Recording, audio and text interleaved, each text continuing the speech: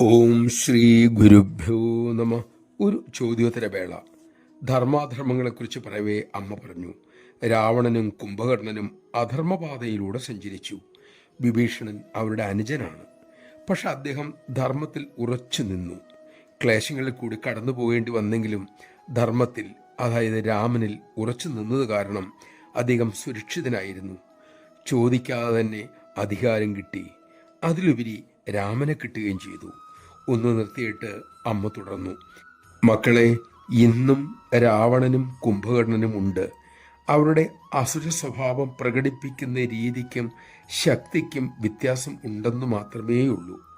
അത് കേട്ടൊരു ഭക്തത ചോദിച്ചു, അമ്മേ, ഈ ആധുനിക രാവണ കുംഭകർണന്മാരെ കുറിച്ച് അമ്മയ്ക്ക് എന്താണ് പറയാനുള്ളത്? അമ്മ കാരുണ്യത്തോടെ അരുളി, അവരും അമ്മയുടെ മക്കൾ തന്നെ. നമഃശിവായ. ഈ കാരുണ്യക്കടലിനരികിൽ എത്താൻ കഴിഞ്ഞതിൽ പരം എന്ത് മഹാഭാഗ്യമാണ് നമുക്ക് കിട്ടാനുള്ളത്.